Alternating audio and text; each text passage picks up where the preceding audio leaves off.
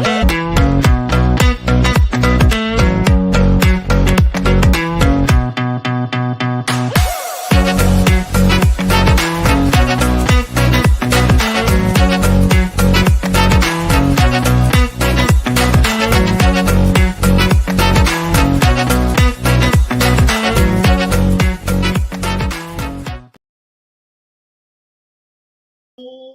there's the mute off. My name is Jesse. Welcome in, everyone, to a really exciting Exploring by the Seat of Your Pants broadcast. I know we've got a lot of familiar faces and kids in the crowd, but if you are new to us, we are all about bringing conservation, adventure, and science into classrooms around the world. Now, today's particularly exciting because when I was a boy, when I was about the age of some of our youngest kids in the class today, my absolute pie-in-the-sky dream job would have been to do what our speaker is doing today. Alejandro Arteaga gets to explore some of the most biodiverse and amazing places in rainforest in Ecuador, Venezuela, beyond, to understand the species that live there, find new species, document them, share that with the world to help protect these incredible animals. And so he's the founder of the Kamai Foundation. I really encourage you to check out that website when you're done the broadcast, and I will link that into all our YouTubers and StreamYarders today. But without further ado, we're going to be joined live by Alejandro in the rainforest, about to start a really cool big bio blitz to look for species there, to learn about some of the work that he and his team are doing to understand these species. I've also got some really cool videos for you guys today too. So all around, it's going to be a great show. But welcome in, Alejandro. How are you doing today, man? Great, Jesse. Thanks for having me. Thanks for the invitation. I love the idea, by the way. I had no idea that this sort of program existed. I immediately got excited about this. I'm happy to support and sharing my story in the middle of the Amazon jungle I'm right now. It's been it's our second day here. Yeah.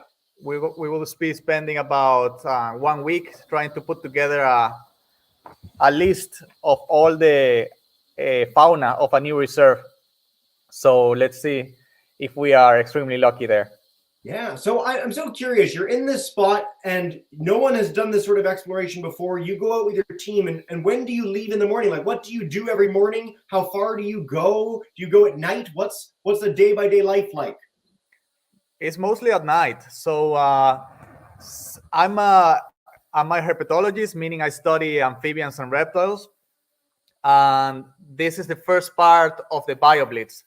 Thus, most of the work happens at night. During the day, we take pictures. We put together the information from the night before. But most of the work starts at 6 p.m. after dinner. And then we go walking in the forest up until midnight, 1, 2 p.m. a.m. in the morning. And then we come back to the to the campsite.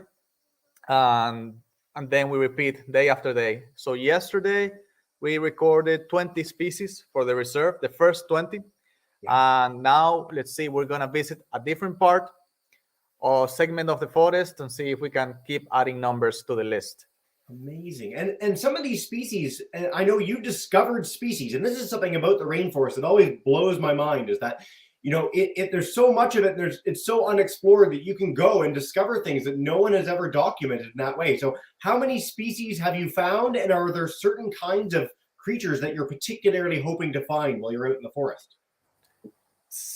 All right, so as you said before, the upper Amazon rainforest is the most biodiverse region in the planet, meaning nowhere else in the globe you can find more species per unit area than here where we are right now.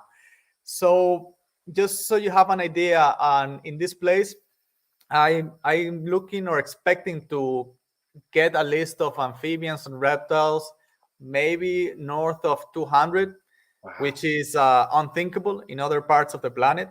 But this takes a lot of time. You need to do this kind of work for years. Not only myself, but colleagues and other specialists joining forces here and then creating this list. Yeah. When you were a boy, did you grow up in the rainforest in a small community near forest? Were you in a city? Like, what inspired you to be so passionate about this and do the work that you're doing? Yeah, I did. I was raised in in a small, a house in a cloud forest location in the Andes of Venezuela in the mountains. So I was exposed to nature from a young age, and also I one of the first instances of nature interaction was some snakes coming into the house where I was living, and I was fascinated by this. I think, in a way, this is why it inspired me to pursue a career as a biologist. Yeah. By the way, I love that you're a person that, a snake comes into your house and you're fascinated. I love snakes. I've always loved snakes. I had a snake growing up as a child, but a lot of people are really afraid of snakes. Do you find that in the work that you do that people are terrified? How do you push back against that, I suppose? Yeah, you have to show them.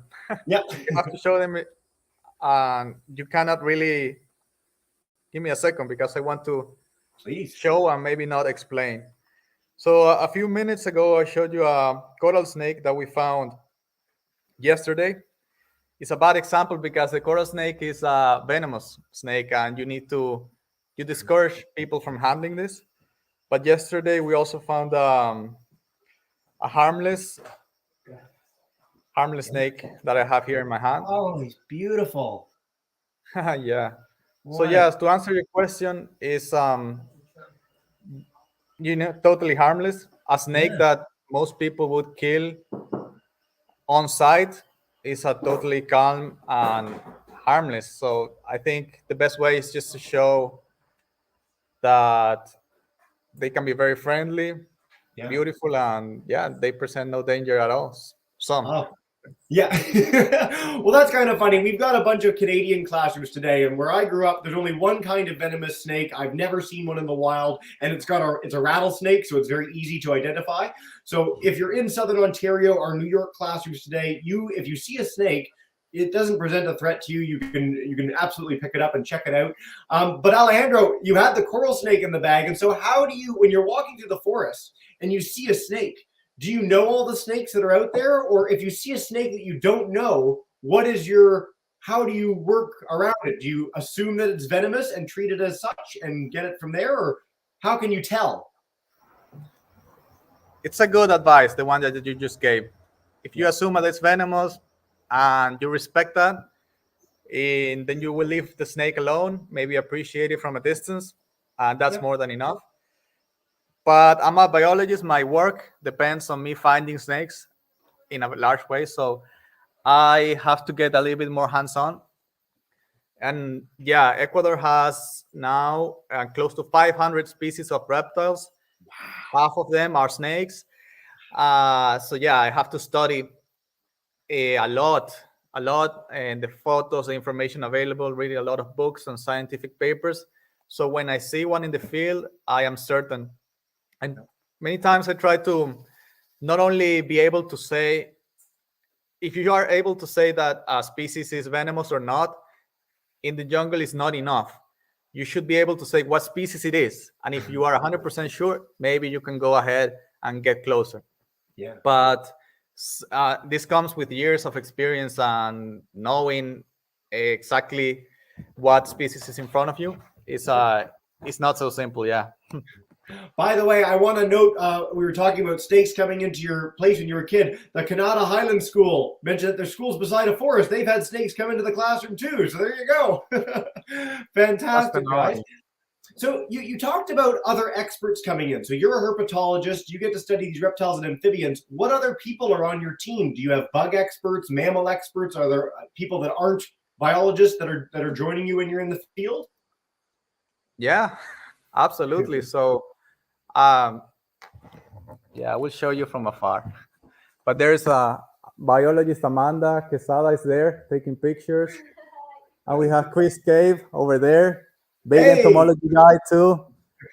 So it's not just people who study reptiles or amphibians, but yeah, teams are diverse. It has to be because no single biologist can cover or study all groups. It would be impossible. So Yeah. we try to join forces with bat specialists, with botanists, entomologists, and even within the single specialty, you need people with different abilities.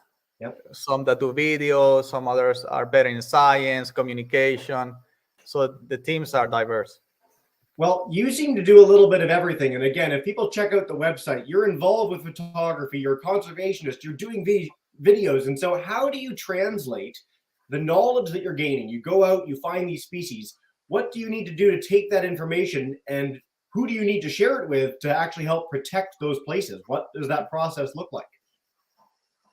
All right, yeah, it's a long process. So the first, I would say, is planning. You need to have the goal in your mind first before you go into the field.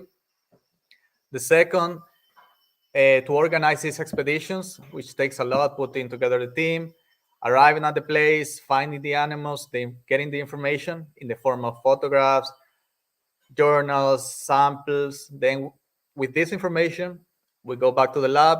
In the lab, we do totally different kind of analysis. Some are genetic, some are based on the form of the animals. And then the most important part we are taught as scientists is that we need to publish these results in research journals, which is what I do. I say I spend like 50% of my time actually writing and getting this information published. And the last time, which is one that I feel is extremely important and trying to get better by the day, is to translate the research, the published research, into information that is easy to assimilate by kids, for example, or people in communities, rural communities. And the best way to do this, in my experience, is through photographs and video, which is what we're doing now, and trying to convey this information that we're gathering in a more friendly way. Well, Alejandro, on that note, what I'm going to do is play a little 1-minute clip from the list of amazing things you sent me so that people can get a little bit of a broader sense of what these ecosystems look like. Because they're such special places. And so I'll cue this up for folks, and then we can talk about it in a second as well. It works. Come on. And help save the Ecuadorian Amazon rainforest. Well, I can tell you why I do it. I have been donating to land protection in Ecuador for the past decade. When I first arrived in Ecuador in 2008, one of the first places I visited was the Amazon rainforest. I always loved being in nature, but the Amazon jungle is an entirely different thing. The insects are larger, the trees are taller, and frogs and snakes, my favorite group, are everywhere. However, this is now changing. Open pit gold mining in the Ecuadorian Amazon is exploding, transforming vast areas of jungle into rubble. I don't know about you, but it makes me sad to witness this and do nothing. For this reason, we decided to create Pitalala, a reserve seeking to protect the Amazon from gold mining and to save a lot of snakes and frogs in the process. Today, I'm asking your support in creating Pitalala, because doing so will allow you to enjoy the Amazon unspoiled, and who knows, maybe at the same time save your favorite animal. So I'm so curious with a project like this, because it's challenging to get to these places, to even shine a light on what's happening when these places are under threat. And you're running against very powerful people that really want to be exploiting the resources in those ways. This is one of the big challenges of the Amazon rainforest, not just in Ecuador, but across all of South America. How do you, who do you need to convince about that? Is it the government? Is it the president, prime minister? How does that actually look? I want to know the answer to this question too. Yeah. But I think you need to try to convince all, one and all. It's maybe it's not different from selling. It's an idea that you have, that having the forest intact is more important than destroying it to extract what's underneath. And this might seem obvious to nature lovers or biologists, but it's not obvious to most people. Yep. And the reason why we're here is to try to create enough evidence in the form of photos, videos, and information to prove this, and that it speaks for itself. This is what we're trying to do. Well, you're doing a spectacular job. And one thing that we have the chance to do as Exploring by the Seat of Your Pants is hear stories like this from all around the world. Costa Rica is a really great example. Got down to 20% forest cover, and because it's worth more alive than dead, and there was sort of this big public push with the government to repopulate the forest, bring it back. It's at over 50% forest cover now, which is incredible, and has become sort of one of the gold standard countries for environmental protection. Rwanda is another great example of protecting the mountain gorillas, increasing their population. And so there's proof out there that this idea works. When you do show people, when you have these videos and pictures, it speaks to people. It really affects them in a really positive way. And so kudos to you for all of this stuff. You're going to say? Is there say again? Sorry, I didn't get the question. I just like kudos to you. Like it's an incredible effort that you're doing, and it's so. I mean, having gone to the website, these are like some of the most stunning, incredible places and creatures on this planet. And to think that any of them will be under threat is really sad. But to think that we could go there and experience this and have these sorts of experiences that you have are really moving and exciting. So it must be really exciting to get up every day and to get to do this work. Like it's a really cool job. It is, and as you say, it's the game changer is to actually be here, because I can show you the video, maybe send some of the pictures, but everything changes when, especially as a kid, you are brought here. I'm sure, like if a single class that is seeing this comes here and spends even just a couple of days in the Amazon learning and walking in the forest, I'm sure at least half of them are going to become protectors of nature. So it's a game changer being here. I think it changes you deeply, and you can become a protector of this place. But once you are inspired by the forest. Mm-hmm. When I finished university, the first trip that I did was to Ecuador with my now wife, actually, and we got to explore the forest there. It was one of the most amazing, incredible places I've ever had the chance to visit in my life. And it's teeming with life in a way that Canadians and Americans, we have lots of wildlife around us, don't get me wrong. And even if you're in cities, you have wildlife near you. But there's nothing like looking down and seeing 20 different kinds of insects, or a train of army ants, or incredible birds with 50 different colors on them in the trees above you. It's a really quite magical thing. Alejandro, I'm going to play another quick clip just to showcase some beautiful, beautiful frogs that you've had the chance to highlight. And then what we might do is dive in with questions with the classes. We've got 5 classes with us live. We've got a bunch on YouTube, all of whom I know are every bit as curious, if not more, than I am. So let's play this for folks, and we will get underway with questions after that.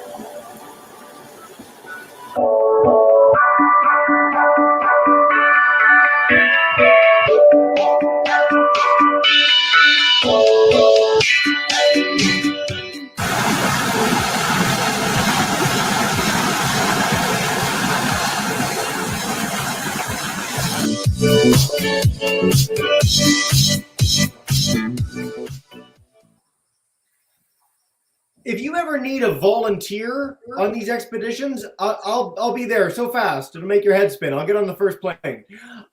When you catch the animals, we've seen some snakes. You held out a snake for us. We've seen the frogs' bags. What do you do with them? Do you take them back to a lab? Do you have to basically dissect them? Do you put them back in the forest? What's the process after you capture them? Yes, the most important thing we're doing now is to photograph them. We're taking white background pictures for a book that we're preparing. The book is about all reptiles in Ecuador. It's a huge monographic work that's going to be like 1,000 pages, and people can take it in the field to help them identify, because such book does not exist. There's a book for birds, there's one for mammals, but there's no guide for reptiles or amphibians. and we're trying to fill in this gap. So photographs is the most important thing, but then the second, for new species in particular, we're taking blood samples, and the blood samples we use for extracting the DNA. And doing genetic analysis is crucial in new species identification now. So that's the second thing we do. Very, very cool.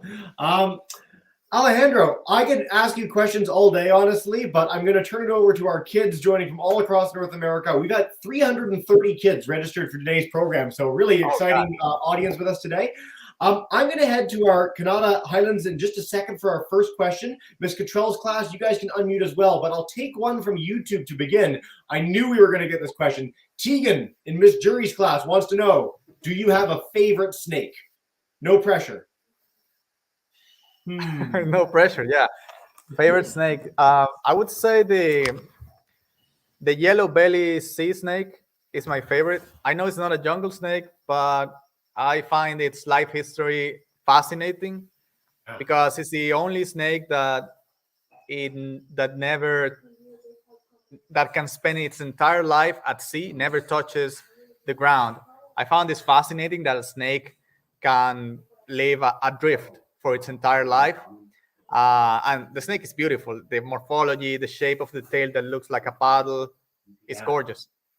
I've just brought it up for people too, so you can see the snake. They're just by the way, it's funny for me that yours is a sea snake because I told my mother that I was doing this program with you today because you're a snake guy and I grew up being a snake nerd. So her one fear in life is sea snakes. Like that is it. Like she just the idea of a snake coming towards you in the water is terrifying. But they're so beautiful. They're the most gorgeous creatures. Great answer. Unexpected answer, so thank you for that.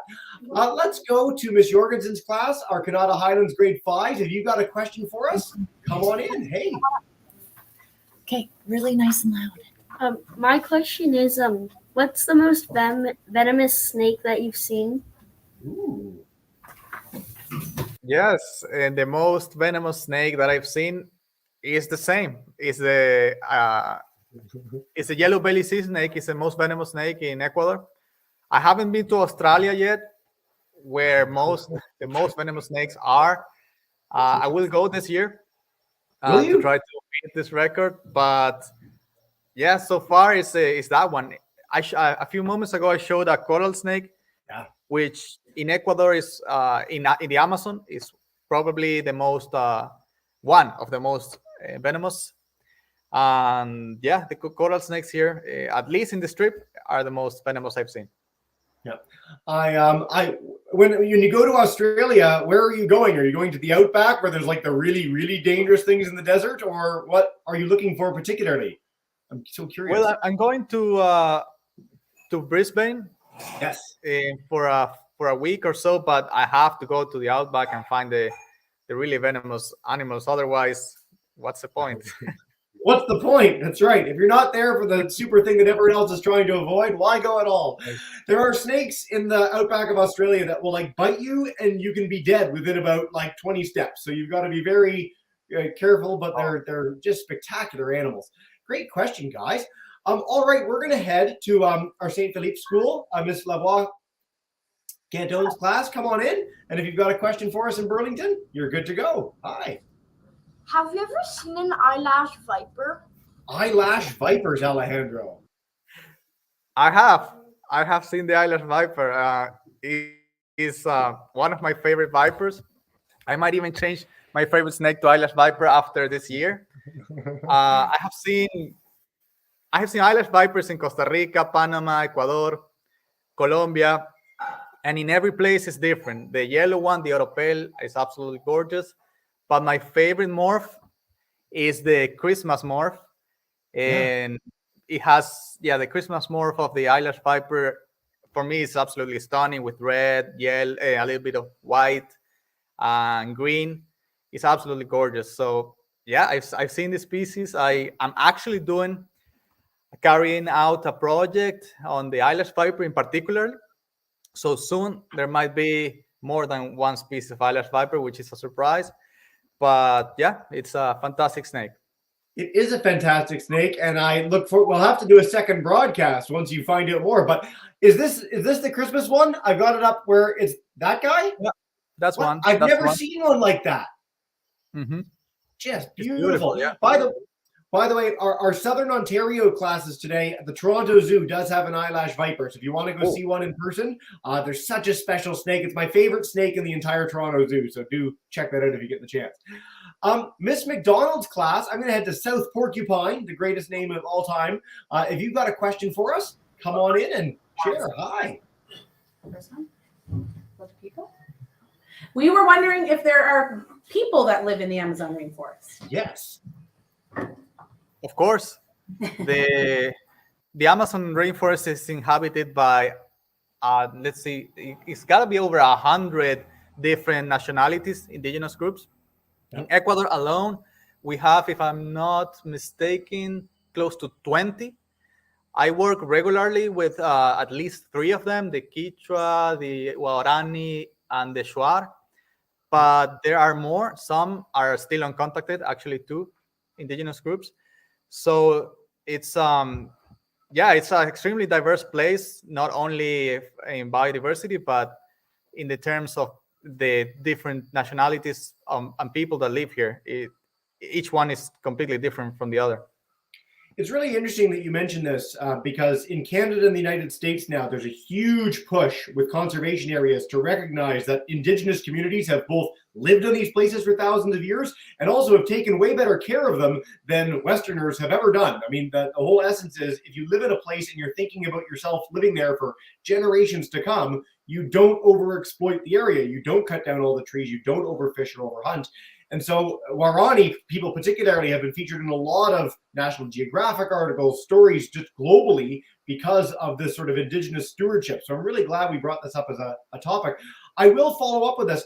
By uncontacted, for students who might not know, what does it mean to be an uncontacted tribe? Oh, well, it means a lot of things, but the first and probably most important is that they don't want to be a part of Western civilization. We could call it that way. Yep. They are okay and totally fine and have been for centuries living in voluntary isolation, Yep. meaning they are okay just as they are. They don't even know what the United States is. It's and it's okay. They just live in the forest and they prefer it this way. Yeah, fantastic. I'm really glad we get that in for classes that might not have heard the term before. Miss Cottrell's class, we're going to go to Baldwinsville, New York. Our one live American class today. You're representing the entire United States with this question, so no pressure at all. Hi, guys. Hello, my name is David, and I was wondering, do venomous snakes have a certain pattern to warn you that they are venomous? Good question. Yeah, that is. I was talking to my friend Chris today about this. Yes, they actually have a pattern, and for example, coral snakes are they have this particularly combination of rings that are brightly colored, red, can be white and black, in specific combinations, which are warning colors. But some harmless snakes also have this this warning coloration, so it's not foolproof. So I wouldn't recommend that based on this information alone, you would try to separate venomous snakes from non-venomous. And then you have the vipers. Some vipers are not strikingly colored at all. The most infamous in the Amazon of Ecuador, for example, is the fer de lance. Yes. Which is also the one causing the greatest number of snakebite-related incidents. And this snake looks like a dry leaf. You can completely walk past it and not notice it at all. I'm going to bring up a picture of a fer de lance for people, but I also want to highlight. So when you brought out the coral snake, I think I caught this correctly. When I was a boy, we talked about coral snakes versus milk snakes, and there was a memory aid, and it was in terms of the colors on them: red to yellow, kill a fellow; red to black, venom lack. They're good, they're harmless. And I think your coral snake is red to black. So that just proves that was a terrible memory aid for me as a boy, and not right at all. There's our fer de lance, though. So a a snake responsible for a lot of snake bites, and they're quite dangerous. Some of the African snakes that are equally some of the most common snake bite sort of causers are also not colorful snakes. You wouldn't be able to identify. So the moral of the story is it's good to be with someone who knows what they're doing. If you're in a tropical country or you're in a place with venomous snakes, perhaps give them space and admire from a distance as opposed to trying to pick them up, unless you know what you're doing, like Alejandro. Excellent. Miss Ball's class, we're going to go to Goderich, and then I'll take a few questions from YouTube. We'll do another round. Alejandro, this is like the fastest Q&A ever. We're getting through so many questions. This is great. Miss Ball's group, come on in and take us away. Hey, grade 11s. Hey, Jesse and Alejandro. I was reading your bio, and it talks about how you're the president of your foundation. And I was just wondering if you could give us a little background on how you become a president of a foundation, because it's something that, sounds a little daunting to students to have gotten to that kind of place in your life. Yeah, it's actually very easy. It's you just create one. That's the easiest way. Everyone can create a foundation. The challenge is to keep it alive, and which means you need to gather support. So becoming the president of your foundation is it's not that hard at all, but it's what comes after. It's a huge responsibility because you need to keep a team alive and also try to obtain funding and support to preserve the habitat, in my case, or to keep furthering the cost of the organization. And this means you need to be 100% sold on the idea, as I am. You need to be the first supporter of your organization and inspire other people to do the same. I love that answer. I also love the idea that anyone can start a foundation. So there you go, Miss Ball students, go. Like if you are passionate about something, you can begin something. It tends to be a long process. I think a lot of people assume that if you're going to create something, you do it and it's an instant success. And almost never works out that way. It tends to be many years of hard work, small teams, lots of effort to get to a point where you can become a self-sustaining enterprise. But Ms. Ball's class, if you're interested in that, we actually had a program last week with a person who's founded a whole bunch of companies and works on building them up and getting them better. So Alejandro is a great model, but if you want more inspiration, come and bug us and we can hook you up with that. Great question, guys. All right. Let's go to YouTube for a minute. Miss Hood's class is in Hatboro, Pennsylvania, high grade 5s. Okay, we've talked about your favorite snake, so we'll put snakes aside. Do you have a favorite other kind of reptile? Samil wants to know. Any crocodilians, turtles? Oh, okay. Wow, there's a lot. I love the pink land iguana in the Galapagos. It's absolutely gorgeous. Just you need to see it. It's a phenomenal animal. I can't believe that something like this exists. It's endemic to the Wolf volcano in northern Isabela Island, Galapagos. There are presumably less than 300 or 400 specimens of this iconic lizard left. Yeah. And it needs a lot of help and attention. So I would say that would be in the iguana world at least, my favorite. I'm going to try and find a clip of that because there's a really amazing BBC series that shows them going into the volcano to lay their eggs and have babies in the caldera. It's one of the coolest things in nature in years. But I'll do a plug for this because it never gets brought up in any of our broadcasts. This is just a really cool group of creatures in the herpetology field. Caecilians are like the most freaky, weird things ever. Do you have them in Ecuador? Yeah. Imagine like a snake meets a big weird worm together, but they also have the coolest, weirdest thing where the babies will like rip the flesh off mom as a way of growing up. So they're like a really unique group of creatures to check out when you're done the program. I'm really glad we got that question. Let's head back to our Canada Highlands. We've got time for another 10 minutes or so. So come on back in. Welcome in, Canada, and take us away. Run, sprint. No, you're good. Hello. Hi. Have you ever been bitten by anything venomous? Yes, good question. Okay, yeah. Sort of. Not. I was bitten by a snake that I thought was not venomous. It's what is called now a mildly venomous snake. Technically, it's a colubrid, It belongs to a group of what is known as harmless snakes. So I actually was not. I wasn't afraid to hold the snake at all, but the snake started to bite me and chew actually. So after immediately I didn't feel anything, but after 30 to 40 minutes, I see my entire hand starting to swell and become purple. So I discovered, it wasn't published, but I discovered that this particular species is a spot belly snake and was actually mildly venomous. So yeah, to answer the question, yes, it is. But nothing worse than that, which is good. I think when I was a boy, if I saw a garter snake, I'd go darting into the bush to pick them up, and I got a fair share of bites. But little tiny head, you're not too much in danger with a snake bite, which is good. I just shared a link from BBC Earth, has a pink iguana video, so if you want to check that out when you're done, really, really spectacular little clip. Ecole Saint Philippe, let's head back to you guys in Burlington. Come on in. Hey.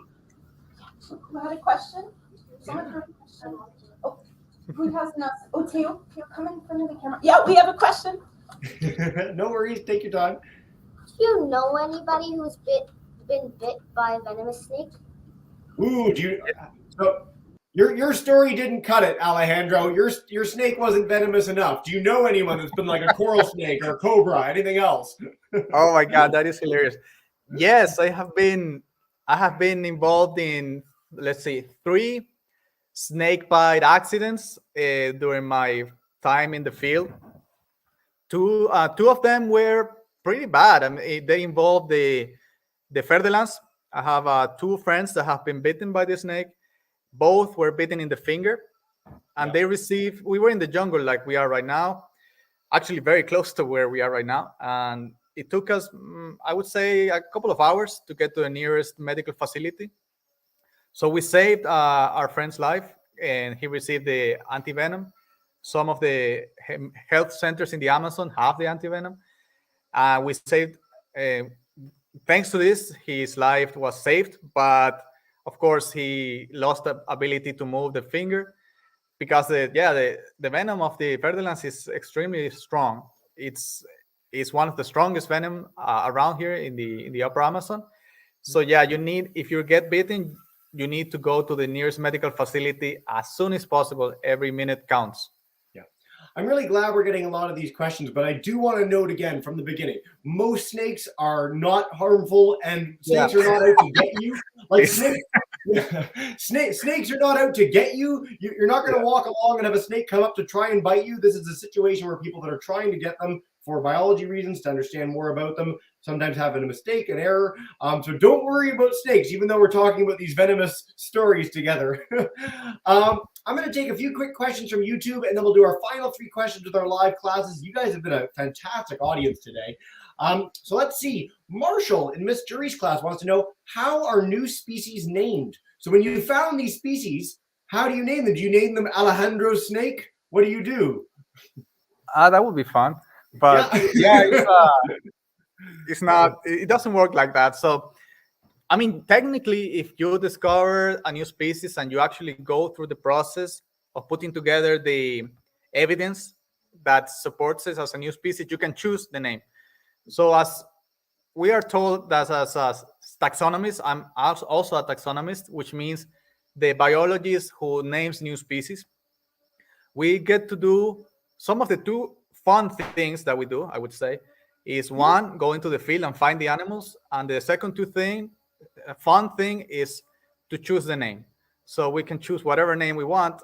Sometimes we name a new species after our friends. I do this a lot, or after important people who provided funding for the expeditions, because these expeditions are extremely difficult to make happen, and the ability of having a new species name after one of your supporters is a huge honor. It's like having a star named after a family member that you love. Yeah. You can do this with a new species too. Yeah.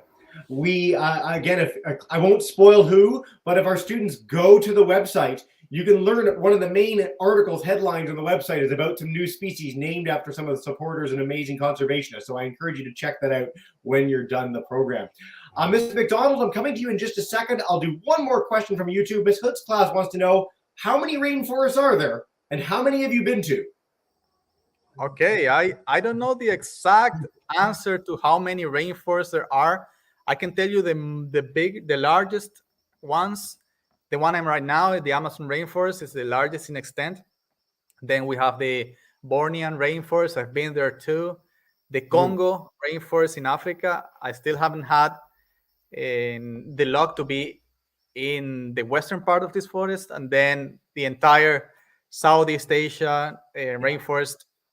So yeah, at least those. I'm sure there are more in island nations.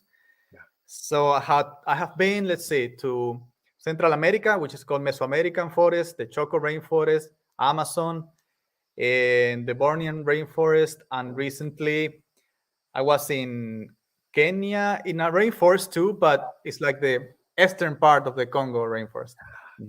Very, very cool. It's very rare to run into someone who's been to all three on the sort of the main continental bodies of rainforests in the world. They're really special. They're quite different from one another too. The more you sort of look up pictures of the wildlife that lives there, see what the ecosystem looks like, they're really special and unique places. And so very fortunate for you to have the chance to go there. I hope in Australia, if you're going to Brisbane now, one day you get to the Daintree rainforest, because the very northern tip of Australia is one of the most special places on this planet as well. Yeah. All right, 3 more questions, folks. This is like the best Q&A I've had in ages. Miss McDonald's class, I'll come to you guys first, and Cottrell and Ball to come. Hi. Hello. Have you ever seen a jaguar? A jaguar, Alejandro. Any? I wish. It's yeah. Okay, so yesterday I was talking with Amanda, who is a biologist also here, and we have been in the field now over a decade, exploring the rainforest, not only of Ecuador, but also Peru, Colombia, Costa Rica. Never we have seen a jaguar. I think I know why. We are mostly focused on other animals, snakes mostly, and sometimes when we are walking in the rainforest at night, we are talking and just having a lot of fun, but not being quite enough. So we can see a large cat. I've seen other cats, never the jaguar. Yeah. When I was a boy, my Christmas lists and birthdays were just all the nature documentaries in the world. And so there's all this footage of lions and all this footage of tigers, and there's almost nothing on jaguars, because even like professional people that go into the field have a really hard time finding jaguars. They're such a special animal, and they are in Ecuador, like they're there. They're just, yeah. Great question, guys. All right, Miss Cottrell's class, I'm coming to you, and we'll wrap up with Miss Ball after that. Come on in, 5th graders. Hi. My name's Juliana. How do you catch snakes? How do you catch snakes? What's the process? Okay, so how do you catch a snake? The first, you need to find it. And the second, you need to be sure that you want to catch it. And for me, this happens in a millisecond in my head. I want to catch every snake. Yeah, but I wouldn't. Of course, you need to. For example, yesterday, Amanda found this little snake. This is a non-venomous snake that we found in the Amazon. So yeah, this is one that we wanted to catch because we want to photograph it for the book, the Reptiles of Ecuador book. And this, as you can see, it's not so difficult. Some snakes are harder to catch than others. Some are in the water or in the trees, and you need to be very fast. You need to not hesitate, because if you hesitate, you can get bit. And I would say those are the 3 steps. But the most important one is to be sure that it's not going to harm you and you're not going to harm the snake. If photography doesn't work out for you, stand-up comedy might be a good thing for you. I like the millisecond decision. There it is. Got it. Great question, guys. Miss Ball's class, we're going to wrap up with one final question. I will note again, if you want to check out Alejandro's amazing organization, check out kamai.bio when you're done this broadcast. If you're keen to go explore local wildlife near you too, May is fast approaching. It's a ways off yet, but Backyard Bio, we've got some really incredible stuff coming up this year. You can partner with other classes around the world and maybe go find some snakes of your own. But Goderich, we're going to wrap up with you guys. Come on in and take us away. Hey. Hey. I just wondered how you've worked with the indigenous communities with your organization. Yeah. Yes. So the way we work with the indigenous communities is by joining forces with them in the field. It's a fantastic experience to teach. It's a learning experience both ways. First, it's exploring the rainforest with somebody who has lived their entire life there. It's a completely different experience. The way they move in the forest, how they react, how they appreciate everything is otherworldly, and you learn so much from this. And sometimes I try to explain some of the scientific knowledge that I've gathered over the years, especially in my group, which is snakes, to some of these members of the indigenous groups. And usually we have so different views of the same thing. And what I've learned over the years is to assimilate information instead of giving it in this particular case, because they know a lot more, and you have to approach with an open mind to everything you're hearing from them. And this is what now I try to do every time. So yeah, we go in the forest together and learn and find animals. It's a beautiful answer. It's something that we keep seeing in a lot of the work that we're doing. We get this question a lot for folks working in Kenya with lions, working with the Maasai people there. We get it in British Columbia, some of the indigenous communities working with Western scientists. And it's sort of the thought of different ways of knowing, two completely different approaches to how people have visualized the landscape and the wildlife that's in it. But it can work together in such a positive way to help protect these places. Alejandro, this has been a fantastic broadcast. I've done 1,500 of these. You're one of my favorite scientists I've ever had on.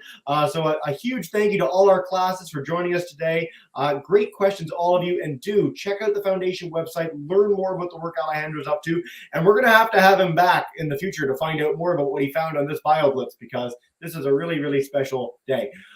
Alejandro, what we do to end every broadcast, I'm going to bring in all our classes all at once to say a big thank you and farewell. So, Canada Highlands, if you guys want to unmute your mic, Ecole St. Philippe, Miss McDonald, Miss Cottrell, Miss Ball's class, thank you all so much for being here.